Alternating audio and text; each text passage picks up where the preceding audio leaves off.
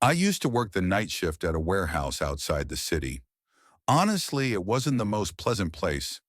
The building was old, Soviet era, surrounded by nothing but fields, forest, and a half-ruined railway line. The nearest village was about 5 kilometers away. During the day, you could distract yourself with the usual hustle and bustle. But at night, it was different. The silence was absolute. Even the wind rarely moved, and every sound seemed louder than it really was. That night, it was just the two of us, me and the security guard, an older man in his 60s, everyone called Petrovich. He stayed in his guard booth near the gate, while I worked inside the warehouse sorting goods. We had internal phones to save us walking across the yard. Around 2 in the morning, I stepped outside for a smoke. The air was damp, carrying the smell of wet metal. Somewhere in the distance, water dripped from the roof. The lamps cast weak cones of light, and beyond them, the darkness seemed to swallow everything. I was smoking, lost in thought, when I suddenly heard soft footsteps on the gravel behind me. Slow, steady, like someone wasn't in a hurry at all. I turned around. Nothing. The lamps lit only a few meters of space. Beyond that, it was pure black. I took a few steps toward the sound, listening, but the footsteps had vanished as suddenly as they appeared. I told myself it was just fatigue playing tricks. I went back inside, and not even a minute later the phone rang. Petrovich asked, "Hey, did you just walk past the gate?" "No, I'm in the warehouse. Why?" "Because I just saw someone walk right past the booth, heading toward the hangar. I thought it was you." We decided to check the yard. Flashlights in hand, we circled the warehouse and came to the hangar. The gate was locked, the padlock in place.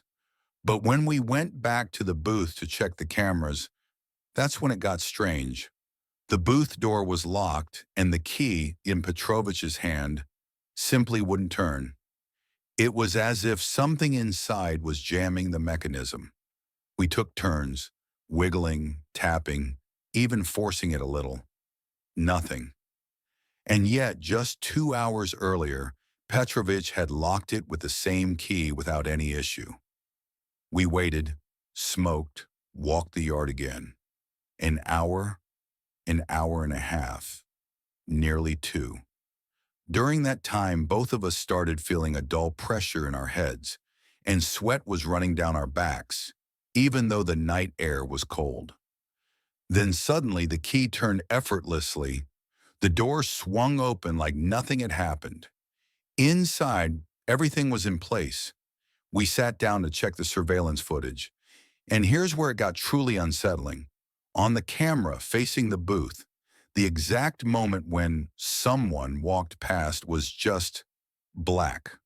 Not static, not a glitch. Pure blackness, as if the camera had been shut off. Even the sound was gone for that short window. Petrovich stayed silent for about 5 minutes before finally saying, "Before you came, there was another guard here. He quit after seeing something near the hangar. Never told me what it was. I worked one more week and left. Not because I was scared exactly, but after that night, every creak, every gust of wind made me turn around. And when you start catching yourself seeing shapes in the corner of your eye where no one's standing, it's time to change jobs." About 2 weeks later, I was working elsewhere, closer to the city.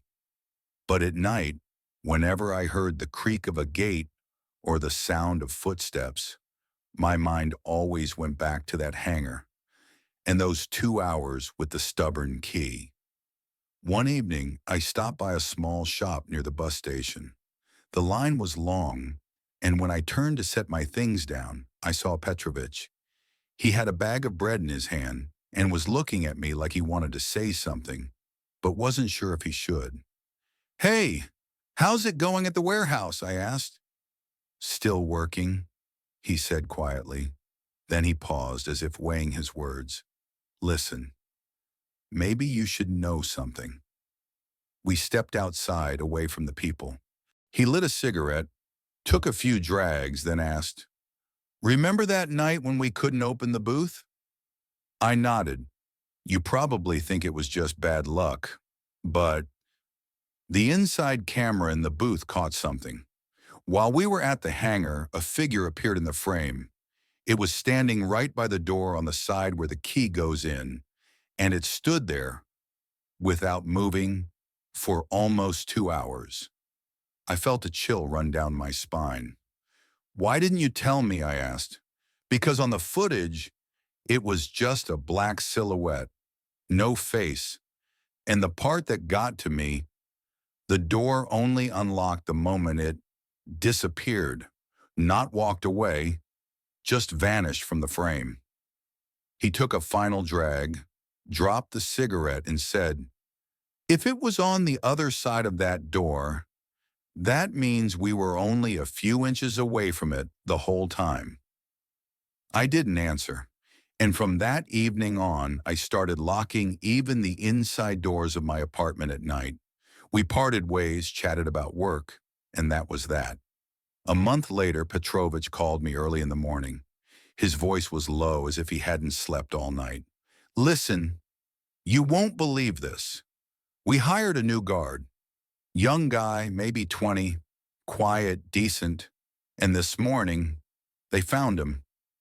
He paused, like forcing the words out. "He took his own life, right there in the booth." The line was silent. I could hear him exhale slowly. And you know what?